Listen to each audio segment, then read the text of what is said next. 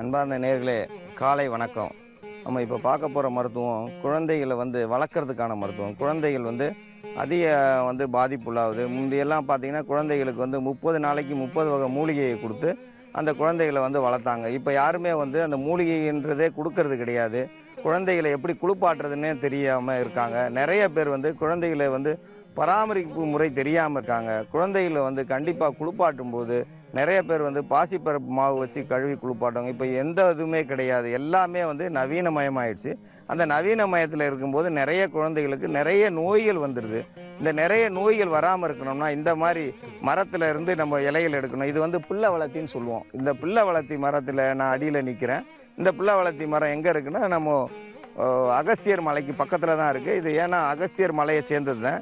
இதில் இருந்து நம்ம இலை எடுத்து நம்ம பயன்படுத்த போகிறோம். இது கூட ஏற்கனவே நம்ம எடுத்திருக்கிற மூலிகையிலையும் சேர்த்து இதை பயன்படுத்த போகிறோம். இந்த பிள்ளை வளர்த்தி மரத்தினுடைய பயன்கள் என்னென்னா, இதனுடைய பழங்களை நம்ம அதிக அளவு புளிப்பு, இனிப்பு சுவை இருக்கும், துவர்ப்பு இருக்கும். இதை காயாக சாப்பிட்டோம்னா தொண்டையை பிடிக்கும். ஆனால் தொண்டையில் பிடிக்குதுன்றதுக்கு பயப்பட வேண்டாம். அதை இடித்து அதிலிருந்து ஒரு பாக்களவுக்கு உள்ளே சாப்பிட்டு வந்தோம்னா சர்க்கரை நோயை கட்டுப்படுத்தக்கூடியது.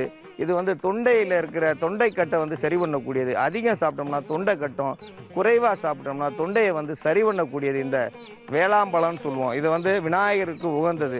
விநாயகர் சதுர்த்தி அன்றைக்கி பார்த்திங்கன்னா நிறைய வைப்பாங்க. ஏன் விநாயகர் சதுர்த்தி அன்றைக்கி நிறையா வைக்கிறாங்கன்னா, யானைக்கு விருப்பமான உணவில் விளாம்பழன்றது ஒன்று உண்டு. இந்த விளாம்பழம் எங்கே விழுந்தாலும் அது வாசம் அடிக்கும். அந்த வாசத்தை பார்த்தே போய் அந்த மரத்தடியில் இருக்கிற பழத்தை எடுத்து சாப்பிடும். இந்த பழத்தை சாப்பிட்ட யானை அப்படியே தான் பழத்தை சாணி வழியாக போடுமே தவிர அதை உடச்சிலாம் சாப்பிடாது. ஆனால் அதை நீங்கள் ரெண்டாவது எடுத்து உடச்சி பார்த்தீங்கன்னா அதுக்குள்ளே ஒன்றுமே இருக்காது. யானை வயிற்றில் இருக்கிற அனல்லையே இந்த பழங்கள் அந்த ஓட்டில் இருக்கிற துவாரங்கள் வழியாக போய்டும். ஆனால் நம்ம அந்த துவாரத்தை கண்டே பிடிக்க முடியாது. அந்த யானை தீன்ற அந்த குடலில் இருக்கிற இதில் அந்த பழங்கள் அதை எடுத்துக்கிறோம். அந்த அளவுக்கு இந்த பழங்கள் அது உடலுக்கு போய் சேரும். ஆனால் நம்ம சாப்பிட்டோம்னா நமக்கு அதிக அளவு சக்தியை உண்டாக்கும். குழந்தை இல்லாதவங்களுக்கு இந்த விளாம்பழத்தை சாப்பிட்டு வந்தாங்கன்னா அவங்களுக்கு குழந்தை வரும். இந்த குழந்தை இல்லை, அணுக்கள் எண்ணிக்கை குறைவு, கருமுட்டை சரியில்லை, எல்லாத்துக்கும் இந்த விளாம்பழம் அற்புதமாக வேலை செய்யும். விளாம்பழத்தை உடைச்சி அதோடு சேர்ந்த பனை வெல்லம் சேர்ந்து கலந்த கலவையை ஒரு 4 மணி நேரமாவது ஊற வச்சிடணும். 4 மணி நேரத்துக்கு அப்புறம் அந்த பழத்தினுடைய கலவையை எடுத்து சாப்பிட்டாங்கன்னா அவங்களுக்கு அது கர்ப்பப்பையில் வேலை செய்யும். கருமுட்டையை தூண்டி கருமுட்டையை நல்ல நிலையில் வளர்க்கக்கூடியது இந்த விளாம்பழம். இதுக்கு உதவும். இந்த மரத்தின் பேர் தான் பிள்ளை வளர்த்தின்னு சொல்லுவாங்க. ஏன்னா இது குழந்தைகளை வளர்க்குறதுக்கு இது ஒரு அற்புதமான மருந்து. இந்த இலையை எடுத்து ஏற்கனவே பல மருந்துகள் எத்தனையோ பேர் செஞ்சுருந்தாலும் இந்த இலை அற்புதமாக வேலை செய்யும். இந்த இலையை எடுத்து இந்த இலையை எடுக்கிறோம். நம்ம இதில் முள் அதிகமாக இருக்கும். இந்த மரத்தில் ஒரு இணுக்குக்கு ஒரு முள் இருக்கும். அதனால் ரொம்ப ஜாக்கிரதையாக பிடுங்கணும். ஏன்னா முள் பெரிய பெரிய முள். இந்த முள்களிலிருந்து நம்ம ஏன்னா இந்த வரிசையாக முள் இருக்குது பாருங்கள். இந்த முள் அதிகமாக இருக்கிறதால நம்ம ஜாக்கிரதையாக பிடுங்கணும். இது புள்ளை வளர்த்தின்னு சொல்கிறோம். ஏன் புள்ளை வளர்த்தின்னு சொல்கிறோம்னா, குழந்தைகளை வளர்க்குறதுக்கு இது ஒரு அற்புதமான மருந்து. இதை அரைச்சி இதோட பயன்படுத்தக்கூடிய மூலிகையில் ஒன்று. ஏற்கனவே நம்ம இப்போ மலையில் பறிச்சுட்டு வந்திருக்கிறோம். இந்த உசிலை இலையோடு சேர்த்து இதை மருந்தாக பயன்படுத்த போகிறோம். அதோடு சேர்ந்து ஆவாரம் இலை, இந்த 3 சேர்ந்த கலவையில் பால் சேர்த்து இப்போ மருந்தாக தயாரிக்கிறோம். அந்த மருந்து தயாரிக்கும் முறையை இப்போ பார்க்கலாம். புள்ளை வளர்த்தி மரத்துலேருந்து இலையை பறிச்சிருக்கோம். குழந்தைகளை வளர்கிறதுக்கான மருத்துவத்தை இப்போ பார்க்குறோம். அதுக்கு இந்த புள்ளை வளர்த்தி இலையை நம்ம முதல்ல பறிச்சிக்கிறணும். ஏற்கனவே இந்த உசிலை மரத்து இலையை பறித்து வச்சுருக்கோம். அதனால் இதில் போட்டிருக்கேன். இந்த உரலில் போட்டிருக்கேன். இந்த உரலில் இதை இந்த அளவுக்கு குச்சி இல்லாமல் பறித்து போட்டிருக்கோம். இப்போ பிள்ளை வளர்த்தி இலையை நம்ம போடணும். பிள்ளை வளர்த்தின்றது விளாம்பழத்தினுடைய மரத்தினுடைய இலை. அந்த மரத்தடியில் தான் நம்ம இப்போ உட்காந்துருக்கோம். மரத்தடியில் உட்காந்து அதனுடைய இலைகளை நம்ம பயன்படுத்துகிறோம். ஏன்னு சில பேர் கேட்பாங்க. இதை குழந்தைங்க எல்லாத்துக்குமே போடுறோமே, அதனால் என்ன இருக்குது? குழந்தைங்க மேலே பால் கவுச்சி அடிக்கும். பால் கவுச்சி பார்த்துருப்பீங்க. குழந்தைங்க பால் குடிச்சிட்டு அந்த பாலை சுத்தமாக கழுவாமல் விட்டுருப்பாங்க. மறுநாள் அந்த பால் கவுச்சி அடித்தாலே அந்த குழந்தைங்க சேராமல் ஒவ்வாமை ஆகிடும், வாந்தி வந்துக்கிட்டே இருக்கும். ஏன்னா பால் வாடை அதிகமாக இருந்தாலே குழந்தைகளுக்கே ஒப்பாது. அதனால தான் என்றைக்கும் குளிச்சுட்டு பால் கொடுக்கணும் குழந்தைங்களுக்குன்னு சொல்கிறோம். குளிக்காமல் எந்த ஒரு பெண்மணியும் பால் கொடுக்கவும் கூடாது. அந்த சட்டையில் பால் நனைஞ்சிருந்தாலும் அவங்க குளிச்சுட்டு தான் 2வது பால் கொடுக்கணும். அப்படி கொடுக்காமல் அவங்க கொடுத்தாங்கன்னா ஒவ்வாமையாகி அவங்க அந்த குழந்தை வாந்தி எடுத்துக்கிட்டே இருக்கும். அந்த வாந்தியை கட்டுப்படுத்த முடியாது. அதனால தான் இந்த குழந்தைகளை இந்த மாதிரி இலையில் சுத்தம் பண்ணுறோம். இது புள்ளை வளர்த்தின்னு சொல்கிறோம். குழந்தைங்களுடைய தோள்கள் சில குழந்தைங்க பார்த்திங்கன்னா கிழத்தோற்றம் இருக்கும். கிழத்தோற்றம்னா நரைன்னு சொல்லுவோம். நரைன்னா வயசானவங்கன்னு அர்த்தம். இந்த நரை தோற்றம் இல்லாமல் இருக்கணும்னா இந்த புள்ளை வளர்த்தி இலையோடு சேர்த்து இந்த உசிலை இலை நம்ம சேர்த்துருக்கோம். இந்த உசிலை மரத்தினுடைய இலை ஏற்கனவே நம்ம அங்கே பறிச்சுட்டு வந்திருக்கோம். இந்த உசிலை இலையையும் சேர்த்து பயன்படுத்துகிறோம். இந்த உசிலை இலையை ஏன் பயன்படுத்துகிறோம்னா, அந்த தோள்களில் உள்ள அழுக்குகளை இது வெளியேற்றும். அது இல்லாமல் இந்த புல்லவலத்தினுடைய இலை வந்து அந்த உள் உறுப்புகளை வந்து பாதுகாக்கக்கூடியது. தோலை வந்து கவனமாக வந்து குழந்தைக்கு சொல்லுவோம், ரொம்ப வந்து மென்மையான ஒரு எண்ணெய் எது இருக்குது, மென்மையான சோப்பு எது இருக்குன்னு. அதெல்லாம் தாண்டி மென்மையானது எதுனா இந்த புல்லவலத்தி மரத்தினுடைய இலைகள் தான். ஏன்னா அந்த நாள்லேருந்தே குழந்தைகளுக்கு இதை தான் போட்டு குளிப்பாட்டினாங்க. இதை குளிப்பாட்ட குழந்தைகள் வந்து ஆரோக்கியம் அதிகரிக்கும். குழந்தைகளுடைய முகம் வந்து அழகாக இருக்கும், வசீகர முகமாகும். குழந்தைய பார்த்தாலே சில பேருக்கு பிடிக்காது, ஏன்னா குழந்தைய தூக்க மாட்டாங்க. அது வந்து ஏதோ ஒரு கிழத்தோற்றத்தில் இருக்குதுன்னு நினைப்பாங்க. அந்த கிழத்தோற்றத்தை மாற்றணும்னா இந்த புல்லவலத்தி இலையும் அதோடு சேர்ந்த உசிலை இலையும் சேர்த்து பயன்படுத்தணும். இது கூட நம்ம ஆட்டுப்பால் சேர்க்குறோம். ஆட்டுப்பால் கிடைக்காத பட்சத்தில் மாட்டுப்பால் எடுத்துக்கிறலாம். அது நாட்டு மாட்டுப்பாலாக இருந்தாலும் பரவாயில்ல, இப்போ இருக்கிற மாட்டுப்பாலாக இருந்தாலும் பரவாயில்ல. நீங்கள் இப்போ ஏற்கனவே பயன்படுத்துகிற ஆவின் பால் இல்லை வேறு ஏதோ அரசு கிடைக்கிற எந்த பாலாக இருந்தாலும் பரவாயில்ல. ஏன்னா ஆட்டுப்பால் கிடைச்சா ரொம்ப அற்புதம். இப்போ ஆட்டுப்பாலே கிடைக்கிறது கஷ்டம். அதனால் பாலுன்னு ஏதாவது ஒரு பால் எடுத்துக்கோங்க. அந்த பாலையும் சேர்த்து இதோடு சேர்த்து மருந்தாக கலக்கணும். ஏன் கலக்கணும்னா, இது எல்லாமே வந்து தண்ணியில் அரைச்சோம்னா அதிக அளவு அது பலன் கிடைக்காது. பாலில் சேர்த்து அரைச்சோம்னா பால் வந்து ரொம்ப சுத்தமானது. பால் வந்து வெளியில் இருக்கிற தேவையில்லாத வாசம் உள்ள இடத்த பூரா சுத்தம் செஞ்சு அது கிரகிக்கக்கூடியது. அது கிரகிக்கும் போது அதனுடைய வாசங்கள் எல்லாமே அடுத்ததில் இருக்கிற வாசனை எடுக்கக்கூடியது. குழந்தைங்க மேலே இருக்கிற பால் வாடையும் சரி, குழந்தை மேலே அந்த சில குழந்தைங்க பார்க்கலாம், கையை மோந்து பார்த்திங்கன்னா அந்த குழந்தைங்களுக்கு வந்து அந்த கை மேலே வந்து இப்படி லேசாக தேய்ச்சிட்டு மோந்து பார்த்தோம்னா ஒரு மாதிரி ஒரு கெட்ட வாடை வரும். அந்த மாதிரி இருந்துச்சுன்னா அந்த குழந்தைகளுக்கு வந்து அதிகமான வாந்தி வரும். வாந்தின்னு சொல்லும்போது அந்த குழந்தை வந்து ஒவ்வாமையாலேயே அந்த குழந்தை வந்து மெலிஞ்சு போயிருக்கும். அந்த குழந்தை எந்த நேரம் அழுது கொண்டே இருக்கும். அழுகிற குழந்தைய வந்து நம்ம நிப்பாட்டவே முடியாது. ஏன்னா அதுக்கு எந்த பொருள் கொடுத்தாலும் ஒவ்வாது. எந்த மருத்துவமனைக்கு போனாலும் அதை கண்டுபிடிக்க முடியாது. ஏன்னா அவங்க எல்லாமே நல்லா தானே இருக்குது, எதை கொடுத்தாலும் சாப்பிட்லன்னா அந்த குழந்தைக்கு வந்து அது மேலே உள்ள வாசமே அதுக்கு பிடிக்கலை. நீங்கள் எந்த வகை சோப்பு போட்டாலும் அந்த வாசனை எடுக்காது. அது கொஞ்ச நேரம் எடுக்குமே தவிர உள்ளே வந்து அந்த வாசம் இருக்கும். ஆனால் இந்த புல்லவலத்தி மரத்தினுடைய இலையை அரைச்சி அதோடு சேர்த்து நம்ம உசிலை இலையும் சேர்த்து அரைச்சி எடுத்து அதை தடவை அந்த குழந்தைக்கு வந்து அவ்வளோ ஆரோக்கியம் கூடும். இப்போ அந்த மருந்து தயாரிக்கும் முறையை இப்போ பார்க்கலாம். இதை பிக்கும் போதே அவ்வளவு மனமாக இருக்குது. அந்த மனம் வந்து அதிக அளவுக்கு குழந்தைகளுக்கு வந்து நல்லதை செய்யும். இந்த வாசம் வந்து அவ்வளவு நல்ல ஒரு மனமாக இருக்கும். இந்த புல்லவலத்தியில் மட்டும் பார்த்தீங்கன்னா வேறு இலையில் கூட அந்த அளவு மனம் இருக்காது. வேறு இலையில் வேறு மனம் இருக்கும். ஆனால் புல்லவலத்திக்குன்னு ஒரு மனம் இருக்குது. அதுக்காண்டியே தான் இதுக்கு பேர் புல்லவலத்தி. இதை வந்து விளாம்பழம் மரம்னு சொல்கிறோம். விளாங்காய் இந்த இருக்குது, இதை பார்த்துருக்கோம். விளாங்காய் வந்து அதுவாக விழுந்தால் இந்த மாதிரி விழும். காம்போடு இருந்தால் அது நம்ம பறிச்சதுன்னு அர்த்தம். காம்போடு விழாமல் அதுவாக விழுந்தால் தான் இது பழம். இந்த பழத்தையும் கொடுக்கலாம் குழந்தைக்கு. ஆனால் இதை வந்து மூலிகையோடு சேர்த்து நம்ம அரைச்சி எடுத்து அதுக்கு மருந்தாக பயன்படுத்த பால் பயன்படுத்துகிறோம். இந்த பாலை வந்து இதோடு சேர்க்கணும். இது அளவான முறையில் பாலை சேர்த்து இதை வந்து மருந்தாக தயாரித்து அந்த குழந்தைகளுக்கு வந்து நம்ம தேய்ச்சி வர அந்த குழந்தைகளுக்குள்ள நாற்றம், உடல் நாற்றம்னு சொல்லுவோம், அதை துர்நாற்றம்னு சொல்லுவோம். சில குழந்தைகள் வந்து வெளியே போகாமல் இருக்கும். வெளியே போகாமல் இருந்தால் அதனுடைய முழு இதுவும் வந்து உடலில் தான் அந்த நாற்றம் அடிக்கும். அந்த நாற்றம் இருக்கும்போது அந்த குழந்தை வந்து சாப்பிடலனாலே குழந்தைக்கு ஒவ்வாமை ஆயிரும். குழந்தை அழுக ஒரு முறை குழந்தை பால் குடிக்கலைன்னா அந்த பெண்ணுக்கு வந்து பால் வந்து சுரக்கிறது வந்து குறைஞ்சிரும். இந்த சுரப்புத்தன்மை குறைஞ்சிச்சுன்னா அதுக்கடுத்து அவங்களுக்கு பால் சுரக்காது. அப்படியே சுரந்தா அந்த பால் வந்து விஷத்தன்மையாக மாறி இருக்கும். ஏன்னா பால் சுரந்த உடனே வந்து அந்த குழந்தைக்கு பால் கொடுத்தா தான் நல்லது. பால் சுரந்த ஒரு 2 மணி நேரம் கழித்து கொடுத்தோம்னா அந்த பால் வந்து உள்ளேயே தயிராக மாறி இருக்கும். இது வந்து குழந்தைங்க அழும்போது தான் பால் வந்து சுரக்கும். அதுதான் உண்மையான தாய்மாருக்கு பால் சுரக்கிறதுன்னு அர்த்தம். அதை விட்டுட்டு முதல்லையே சுரந்துருக்குன்னா, இப்போது எல்லாரும் வேலைக்கு போயிடுறாங்க. வேலைக்கு போன இடத்துல பால் சுரக்குன்னா வீட்டில் அவங்களுடைய நினைப்பு வந்து வீட்டில் இருக்கிற குழந்தை மேலே இருக்கும். அந்த குழந்தை மேலே நினப்பு இருக்கும்போது பால் தன்னால் சுரந்துடும். ஏன்னா இந்த நேரம் குழந்தை பசியோடு இருக்குமே நினச்சாலே அந்த தாய்க்கு வந்து பால் சுரந்துடும். எப்படி ஆமை வந்து முட்டை இட்டுட்டு கடலுக்குள்ளே போய் இருந்து ஒரே எண்ணம் அந்த முட்டை மேலே வச்சுருந்து அந்த முட்டை பொறிக்குதோ, அதே மாதிரி தான் தாய்மார்கள் வந்து இங்கே விட்டுட்டு நம்ம வேலைக்கு போனாலும் அவங்களுடைய நினைப்பு முழுவதும் குழந்தை மேலேயே இருக்கும். குழந்தை இந்த நேரம் அழுவுமே அப்படின்னு நினச்சாங்கன்னா அவங்களுக்கு கண்டிப்பாக வந்து அந்த நேரம் பால் சுரந்துடும். அப்படியே பால் சுரந்தா அவங்க வந்து அவங்க கழிவறையில் போயிட்டு, நல்ல சுத்தமான கழிவறையில் போயிட்டு அந்த பாலை வந்து கீழே வந்து தண்ணியில் பீச்சி விட்டு அந்த தண்ணியை கழுவி விட்டுறணும். அந்த முறையை பயன்படுத்தலைன்னா அவங்களுக்கு வந்து மார்பு கட்டிக்கிறோம். மார்பு கட்டிக்கிச்சுன்னா அவங்களுக்கு வந்து பால் கட்ட அது மாலையில் வந்து அந்த குழந்தைக்கு பால் கொடுத்ததுமே தொண்டை அடைச்சிக்கிறோம். அப்போ வந்து உடனே வந்து அது விஷமாக இருக்கும் அந்த பால். இப்போ வந்து இதை அரைச்சி எடுத்திருக்கோம். இதை அரைச்சி எடுத்ததால் இதனுடைய மனமே வந்து நல்ல மனமாக இருக்குது. இதை வந்து நம்ம குழந்தைக்கு தான் தேய்ச்சி குளிக்கணும் இல்லை, பெரியவங்க தேய்ச்சி குளித்தாலும் அவங்க மேலே உள்ள அந்த கெட்ட வாடைன்னு சொல்லுவாங்க. இந்த குழந்தைகளுக்கு மட்டும் இல்லை, பெரியவங்களுக்கு வந்து துர்நாற்றம் வீசுது. ஏன் துர்நாற்றம் வீசுதுன்னா, மலச்சிக்கல் இருந்தால் துர்நாற்றம் வீச தான் செய்யும். அவங்க சாப்பிட்ற சாப்பாடு வந்து அன்னன்னைக்கு மலமாக வெளியே வரணும். ஒரு நாளைக்கு 2 முறை மலம் கழிக்கலைன்னா அவங்க உடல் கண்டிப்பாக நாற்றம் எடுக்கும். சில பேர் பார்த்தீங்கன்னா இப்போ வெளிநாட்டில் பேசும்பொழுது 8 அடிக்கு அந்த பக்கம் உட்காந்து தான் பேசுகிறாங்க.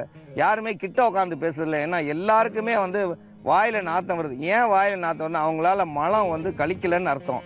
ஒரு நாளைக்கு 2 முறை மலம் கழிக்கலன்னா அவங்க வாயில் வந்து கண்டிப்பாக நாற்றம் வரும். அவங்க வந்து கடின உணவு சாப்பிடவே கூடாது. கடின உணவு சாப்பிட அவங்க வயத்தில் எல்லாமே வந்து மலத்தின் வழியாக குடல் நாற்றம் எடுக்கும். அதே மாதிரி குழந்தைகளுக்கு மலம் கழிக்காமல் இருக்கும்போது உடல் முழுவதும் ஒரு நாற்றம் வந்து அந்த குழந்தைக்கு ஒவ்வாமை ஆகிடும்.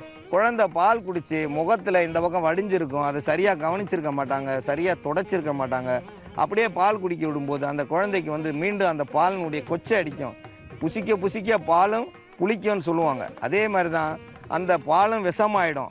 எவ்வளோ பாலாக இருந்தாலும் பால் தானே நம்ம நினைக்கிறோம். பாலை குடிக்க பாலும் விஷமாகும். பழத்தை சாப்பிட பழமும் புளிக்கும். இந்த முறையை நம்ம எல்லாருக்கும் தெரியும். அதனால் எல்லாத்துலேயும் சுத்தம் வேணும். சுத்தமாக இருந்தால் தான் சோறு போடும். சோறு போடும். அதேமாதிரி பெண்கள் வந்து பால் கொடுக்க முன்னாடி கண்டிப்பாக அவங்க வந்து குளிச்சுட்டு தான் பால் கொடுக்கணும். அந்த துணியை வந்து கழுவாமல் அந்த பால் கரை பட்டிருக்கும், அது பட்டிருந்தா அதோடு கொடுத்தாங்கன்னா அந்த குழந்தைக்கு ஒவ்வாமையாகி உடல் நாற்றம் எடுக்க ஆரம்பிச்சிடும். அந்த குழந்தை அதே மாதிரி இருந்துச்சுன்னா அந்த குழந்தை தேராது. ஏன்னா ஒவ்வாமை ஆகி அந்த குழந்தையினுடைய முகம் சுருங்கி போயிருக்கும். அதை வந்து சரி பண்ணக்கூடியது இந்த மருந்து. இந்த உடலில் இதை தேய்ச்சி குளிப்பாட்டினோம்னா அந்த குழந்தைக்கு வந்து தோல் நிறங்கள் மாறும். அந்த வாசம் போய் புத்துணர்ச்சி கிடைக்கும். அந்த தேய்ச்சாலே புத்துணர்ச்சியாக இருக்கும். புத்துணர்ச்சி ஆக அந்த குழந்தைக்கு வந்து அதிக அளவு மூளை வேலை செய்யும். எந்த குழந்தை வந்து அதிகமாக யோசிக்க திறமை இல்லைன்னா அது ஒரே நேரம் எந்த நேரமும் வாந்தி எடுத்துக்கிட்டு இருக்கோ, எந்த நேரமும் வெளியே போய்கிட்டு இருக்கோ, அந்த குழந்தைக்கு வந்து மூளை வளர்ச்சி குறைஞ்சிரும். மூளை வளர்ச்சியை தூண்டணும்னா அந்த குழந்தை வந்து எந்த நேரமும் சுத்தமாக இருக்கணும். சுத்தமாக இருக்கிற குழந்தைக்கு மூளை வளர்ச்சி இருக்கும். இதெல்லாம் நிறைய பேருக்கு தெரியாது. ஏன் தெரியாதுன்னா, இதுக்கு என்ன சம்பந்தம், அதுக்கப்புறம் திருப்பி கூப்பிட்டு ஓடுறது என் குழந்தை வந்து ரொம்ப மந்தமாக இருக்குன்னு. பால் கொடுக்கும் பொழுது நம்ம சுத்தமாக இருந்து கொடுக்கணும். பால் வந்து சுத்தம் இல்லாமல் கொடுத்தா குழந்தைகள் உடல் கெட்டு போயிடும். இந்த குழந்தைகள் உடலை காப்பாற்றணும், அறிவை காப்பாற்றணும், அதுக்கு வந்து எல்லா நோய் எதிர்ப்பு சக்தியும் காப்பாற்றி கொடுக்கணும்னா இந்த பிள்ளை வளர்த்தி மரத்தினுடைய இலையை அரைச்சி அதோடு சேர்ந்து நம்ம உசிலை இலையை சேர்க்குறோம். அதோடு சேர்ந்து ஆட்டுப்பால் நான் இங்கே சேர்த்துருக்கேன். உங்களுக்கு எந்த பால் கிடைச்சாலும் அந்த பாலை சேர்த்துக்குங்க. அந்த பாலை வந்து ஒரு சுத்தம் இல்லைன்னா காய்ச்சி ஆற வச்சுக்கிங்க. அதுக்கப்புறம் அந்த பாலை ஊற்றி அரைங்க. அந்த பாலோட சேர்த்து இதை அரைச்சி எடுத்த கலவையை நம்ம உடல் முழுவதும் தேய்ச்சி ஒரு 5 நிமிடம் விட்டு அதை மீண்டும் வந்து குளிப்பாட்டினோம்னா அந்த குழந்தையின் மேலில் உள்ள அந்த துர்நாற்றங்கள் கழிஞ்சு குழந்தைய பார்த்தீங்கன்னா அதுக்கப்புறம் விட்டாலே அது வந்து வேகமாக இருக்கும். குழந்தை வந்து புத்துணர்ச்சியாக இருக்கும். யோசிக்கிற திறமை நிறையா இருக்கும். அந்த 5 வயது வரைக்கும் இருக்கிற குழந்தைக்கு இருக்கிற நரைன்னு சொல்கிற அந்த நரை கூட இதால் சரியாயிடும். இந்த மருந்தை பயன்படுத்தி குழந்தைகளுக்கு நல்லபடியாக குளிப்பாட்டி 1 மணி நேரம் கண்டிப்பாக விட வேண்டாம். 10 நிமிஷம் விட்டால் போதும். ஏன்னா பெரியவங்கன்னா 1 மணி நேரம் இருக்கலாம். சிறு குழந்தைகளுக்கு 10 நிமிடம் கழித்து குளிப்பாட்டி அந்த குழந்தைகளை புத்துணர்ச்சியோடு வளர்க்க வேண்டும் என்று கேட்டுக்கொள்கிறேன். நமது நிலையத்திற்கு வந்த கடிதத்தில் சந்தியா எனும் பெண்மணி கடிதம் எழுதியுள்ளார். அவருக்கு அடிக்கடி வயிற்றோட்டம் ஏற்படுகிறது, மாதவிடாய் சரியில்லை என்று எழுதியிருக்கிறார். வயிற்றோட்டம் ஏற்படுறதுக்கு காரணம் குடல் ஏற்றம் சொல்லி சில பேர் சொல்லுவாங்க. குடல் ஏற்றம்லாம் இன்றைக்கி குடல் தட்டுறதுக்கு ஆள் கிடையாது. குடலை வந்து தட்டி இறக்கும், அது லேசாக தட்டி இறக்கும். அதெல்லாம் வந்து இன்றைக்கி செய்கிறதுக்கு ஆள் கிடையாது. குடல் ஏற்றம்னா ஒன்றும் பெரிய ஒரு விஷயம் கிடையாது. இந்த தவி நம்ம பேஸ்கெட் பால் போட்டு பாருங்கள், வாலிபால் விளையாடினாங்கன்னா இந்த விளையாட்டுலேயே பாதி வந்து உடல் உறுப்புகள் சரியாகும். இதை மறைமுகமாக தான் நம்ம முன்னோர்கள் செஞ்சுருக்காங்க. அந்த கூடைப்பந்து விளையாட்டு, பூப்பந்து விளையாட்டுன்னு சொல்லி ஒவ்வொன்றும் விளையாட்டு தான். ஒவ்வொரு உறுப்புகளையும் சரி செய்யும். இதில் இந்த நடனம் ஆடுறாங்க, இது வந்து நிறைய வந்து நன்மைகளை செய்யும். நடனம் ஆடுறது வந்து சாதாரணமாக யாரும் ஆட முடியாது. ஏன் ஆட முடியாதுன்னா, அந்த நடனம் ஆடுறதுக்கோ அல்லது பாடுறதுக்கோ உடலில் வந்து எந்த ஒரு எண்ணமும் இல்லாமல் இருந்தால் தான் வரும். சும்மா தையாத்தக்கான்லாம் ஆடவும் முடியாது, அதேமாரி பாடவும் முடியாது. நல்ல எண்ணங்கள் இருக்கணும், நல்ல சிந்தனைகள் இருந்தால் பாட்டுகள் நல்லா வரும், குரல் வளமாக இருக்கும். அதே மாதிரி தான் ஆடுறதும். இது ஆடுறது எல்லாரும் ஆட முடியாத, எப்படி ஆடுறாங்க? அதுக்கு தான் இன்னைக்கு கோயிலில் வந்து தீ மிதிக்க போகிறாங்க, தீச்சட்டி எடுக்கிறாங்க, சாமி ஆடுறாங்க. அதெல்லாம் ஒரு மறைமுகமான ஒரு சயின்ஸ் முறை பிரகாரம் பார்த்தா அது வந்து உடல் உறுப்புகள் மறந்து ஆடினா தான் அந்த உள் உறுப்புகள் வந்து சரியாகும். அதை ஆடாமல் இருந்தாங்கன்னா, இல்லைன்னா பேய் பிடிச்சிருச்சு அது இதுன்னு சொல்லி நிறைய இது பண்ணுவாங்க. அதனால் உடல் உழைப்பு கொடுக்கணும். உடல் உழைப்பு கொடுத்தா தான் உடலில் வந்து நல்ல ஒரு தசைகளில் வந்து நல்ல ஒரு ஹார்மோன்கள் சுரக்கும். இது வந்து ஆடுறதால ஒரு சுரப்பி சுரக்கும், பாடுறதால ஒரு சுரப்பி சுரக்கும், சண்டையிடுறதால ஒரு சுரப்பி சுரக்கும், நல்ல பலம் தூக்குறவங்களுக்கு ஒரு சுரப்பி சுரக்கும். இது எல்லாமே செஞ்சாங்க நம்ம முன்னோர்கள் பெண்கள். இப்போ நம்ம பெண்கள் எந்த வேலையுமே செய்கிறது கிடையாது. உட்காந்த இடத்துல இருந்தே ரிமோட்டை போட்டு அப்படியே ரிமோட்லேயே ஆஃப் பண்ணிட்டு தூங்குறாங்க. ஏன் வேலை செய்ய முடியல? கம்ப்யூட்டரில் உட்காந்துட்டு அந்த கம்ப்யூட்டரை மட்டும் பார்த்துக்கிட்டு இருக்காங்க. இடுப்பு கீழே என்ன நடக்குது? உட்காந்த இடத்துல இருந்தால் கால் கீழே ரத்தம் போய் வருதான்னு பார்க்கணும். காலு கீழே ரத்தம் போய் வரலன்னா இந்த மாதிரி வயிற்றோட்டம் ஏற்படும். வயிற்றோட்டம் ஏற்பட்டதுமே போனதுமே ஒரு 10 பாட்டில் குளுக்கோஸ் ஏற்றுறாங்க. அவங்களுக்கு தெரிஞ்சது அதுதானே, அதனால் அதுக்கு போயிடுறாங்க. ஒன்றுமே கிடையாது. கேழ்வரகுல புட்டு செஞ்சு 2 நேரம் இவ்வளோ புட்டு சாப்பிட்டாங்கன்னா அந்த வயிற்றோட்டம் வந்து உடனே நல்லாயிடும். குடல் இறக்கம், குடல் ஏற்றம்னா ஒரு 4 படியிலிருந்து கீழே குதித்து 2 வட்டம் 3 வட்டம் குதித்தோம்னா அது சரியாயிடும். குதிக்கலைன்னா நின்ன இடத்துலேருந்து குதித்து தவுனோம்னா அந்த குடல் வந்து சரியாயிடும். இதெல்லாம் சரியாகும். சிலருக்கு வந்து உள் உறுப்புகள் சரியாகிறதுனால தான் அவங்க வந்து கோயிலில் வேண்டுதல் என்ன சொல்லுவாங்க, உருண்டு கொடுக்குறேன்னு வேண்டிக்குவாங்க. உருண்டு கொடுக்கும்போது உள் உறுப்புகள் பிறண்டு வரும்பொழுது உள்ள கருப்பைகள் எல்லாம் சீராயிடும். மாதவிடாய் கோளாறு சரியாகும். அதனால தான் சொல்லுவாங்க, என் பொண்ணுக்கு வந்து மாதவிடாய் சரியானா நான் இந்த கோயிலில் உருண்டு கொடுக்குறேன்னு. நீ உருண்டு கொடுத்து பாருங்கள், அந்த மாதவிடாய் கோளாறுகள் சரியாயிடும். ஏன்னா நம்ம இப்போ உருள்றதே கிடையாது. வந்து குழந்தைங்க விளையாடும் போது மணலில் உருண்டுச்சு, எல்லாமே உருண்டுச்சு. இன்றைக்கி கீழே எங்கே போய் தொட்டாலும் உனக்கு வந்து அந்த நோய் வந்துடும் இந்த நோய் வந்துடும் பயமுத்தி வீட்டில் பூட்டி வச்சுருக்கோம். ஒரு குழந்தையோட ஒரு குழந்தை விளையாட விடுறதே கிடையாது. ஒரு குழந்தைக்கு ஒரு குழந்தை விளையாடினா அது செய்கிற தவறுகளும் நன்மைகளும் எல்லாருக்குமே தெரியும். ஒருத்தருக்கு ஒருத்தர் பக்கத்து வீடு கூட பேசாமல் போய்கிட்டு இருக்க காலமாக போச்சு. எங்கே போகிறோமோ நம்ம கூண்டுக்குள்ளேருந்து கொண்டு போய் அந்த இதில் சண்டைக்கிடுவாங்களா அந்த மாதிரி ஆகிப்போச்சு. பள்ளிக்கூடத்தில் போய் விட்டதுமே யாருக்கிட்ட போய் சண்டை போடுன்ற லெவலில் தான் இன்றைக்கி குழந்தைங்க இருக்குது. அப்படி இல்லை, அக்கம் பக்கத்தில் உள்ளவங்களோட சேர்ந்து பழகணும். அவங்க குணநலங்களும் நம்ம குணத்தையும் பார்த்து நம்ம எதை திருத்திக்கிறணும்னு திருந்திக்கிறணும். உணவு பழக்கங்களை பார்க்கணும். அவங்க என்ன சமைச்சிருக்காங்க, நம்ம என்ன உணவு சாப்பிட்றணும். உணவில் சரி பண்ணாததை எதுலேயும் சரி பண்ண முடியாது. உணவு தான் நல்ல உணவுகள் எடுத்துக்கணும். நல்ல உணவு எடுத்தால் அந்த சீரான மாதவிடாய் வரும். மாதவிடாய் வர்றதுக்கு நான் ஏற்கனவே சொல்லியிருக்கிறேன், அந்த வெள்ளருக்கு கிடைக்கல, அது எங்கே இருக்குன்னே தெரியலன்றாங்க. அது இல்லாமல் நம்ம சொல்லியிருக்கேன், இலவம் மரத்தில் உள்ள பிஞ்சுகளை வந்து அரைச்சி எடுத்து அதை வந்து வெள்ளத்தில் கலந்து சாப்பிட்டாலும் மாதவிடாய் சரியாகும். பருத்திப்பால் வந்து காய்ச்சி எடுத்து குடித்தோம்னா அந்த பருத்திப்பால் சாப்பிட்டாலே மாதவிடாய் சரியாகும். பருத்திப்பால் சாப்பிட உடல் பலமாகும். உடல் பலமானாலே உடலில் உள்ள சூடுகள் வந்து சரியாகும். உடல் குளிர்ச்சி தான் பருத்திப்பாலை சாப்பிட்டு வந்தாங்கன்னா அவங்க உடலில் உள்ள உறுப்புகள் பலமாகும். உறுப்பு பலமாகும் போது மாதவிடாய் சீராக இருக்கும். அதனால தான் பருத்திப்பால் வந்து எல்லா இடத்துலையும் விற்கிறாங்க. பருத்திப்பால் வாங்கி ஒரு நாளைக்கு ஒரு டம்ளர் அளவுக்கு குடிச்சிட்டு வந்தோம்னா அந்த இது மாதவிடாய் சரியாயிடும். இது நிறைய பேருக்கு தெரியாது. பருத்திப்பால் தானே, அது எதுக்கோ குடிக்கிறாங்கன்னு இல்லை, அது மறைமுகமாக நமக்கு நல்லதை செய்கிறது. பருத்திப்பால் வந்து அந்த காலத்திலிருந்தே பருத்திப்பால் வந்து உடல் வந்து ரொம்ப மோசமானவங்களோ மெலிஞ்சிருக்கிறவங்களுக்கும் அது வந்து ரொம்ப அற்புதமாக வேலை செய்யும். எவ்வளவு சத்து பற்றாக்குறையாக இருந்தாலும் அவங்க சத்தை கூட்டக்கூடியது இந்த பருத்திப்பால்.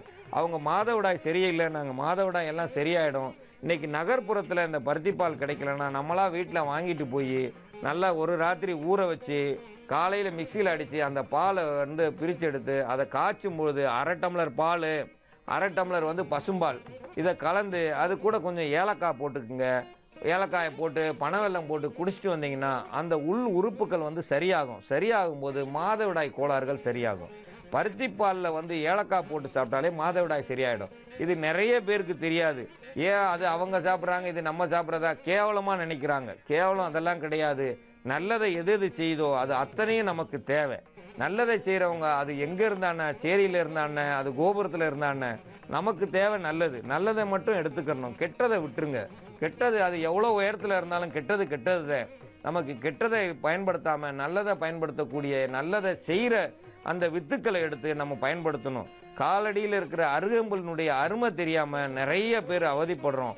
அந்த அருகம்புல்லை நம்ம இன்றைக்கி சாமிக்கு ஏன் மாலையாக போடுறோம்னா அதை நீங்கள் மதிக்கணுன்றதுக்காக தான் விநாயகருக்கு மாலையாக போடுறாங்க. ஒவ்வொன்றும் ஒவ்வொரு செய்கையும் நம்ம முன்னோர்கள் வந்து முன் ஜாக்கிரதையோடு செஞ்சுருக்காங்க. ஒவ்வொரு செய்கையிலையும் நீங்கள் பார்த்தீங்கன்னா அத்தனையிலையும் வந்து மருத்துவ ஆராய்ச்சி இருக்கும். அந்த ஆராய்ச்சியை மறைமுகமாக வச்சுருக்காங்க. அந்த மறைமுகமாக வச்சதை நம்ம புரிஞ்சுக்கிறதுக்கே நம்ம ஒரு தலைமுறை பத்தாது. அவங்க செஞ்சிருக்க அவங்க வந்து உண்மையிலே ஒரு பெரிய அளவுக்கு கடவுளுக்கு சமமானவங்க. அவங்க கடவுளாக வந்து பிறந்து மனித பிறவியாக இருந்து நமக்கு நல்லதை செஞ்சுருக்காங்க. நம்ம கற்றுக்கிறோம்னா நம்ம இந்த பிறவி போதாது. 7 பிறவி எடுத்தாலும் அவங்க மருத்துவத்தை இன்னும் புரிஞ்சிக்கிற முடியாது. அவ்வளவு மருத்துவம் இருக்குது. ஒவ்வொரு மருத்துவமும் மறைமுகமாக செய்யப்பட்டிருக்கு. ஏன் மறைமுகமானா இதுதான் ஒருத்தர் கையில் கொண்டு போய் வெறும் கையை காட்டினீங்கன்னா ஒன்றும் இல்லை, கையை மூடிட்டு இது கைக்குள்ளே என்ன இருக்குன்னா என்ன இருக்குது பார்க்கணுன்னுவாங்க. அப்போ மெதுவாக திறந்து வெறும் கை தானே, வெறும் கைனா பார்க்காமே போயிடுவாங்க. அந்த மாதிரி இந்த அருகம்புல் தானே, இது தெரியாது, ஏதாவது ஒன்று கொடுக்க முடியுமா, நீ கொடுத்தனா அதை நான் சாப்பிட்றேன் அப்படி சொல்லுவாங்க. அதுதான் நம்ம இன்னைக்கு இருக்கிற மூளை, அவங்களுடைய எண்ணங்கள் அப்படி இருக்குது. எதையாவது ஒன்று அவங்ககிட்ட வாங்கணும், அதை சாப்பிடணும். நம்ம சொல்கிறத சாப்பிட்டா சரியாயிடும். அதை செய்கிறது கிடையாது. எல்லாரும் வந்து மருத்துவர் ஆகணும், அதுதான் என்னுடைய கனவு. எல்லாரும் மருத்துவர் ஆனால் அவங்கவுங்க வீட்டை காப்பாற்றினா போதும். நீங்கள் வந்து ஒரு வீட்டை காப்பாற்றினா நாட்டை காப்பாற்றினதுக்கு சமம். ஒவ்வொரு நாட்டிலையும் இதே மாதிரி செஞ்சுட்டு வந்தாங்கன்னா அந்த நாட்டில் உள்ள மருத்துவ செலவு சரியாகி நீங்கள் எல்லாரும் நலம் பெற வேண்டும் என்று கேட்டுக்கொள்கிறேன்.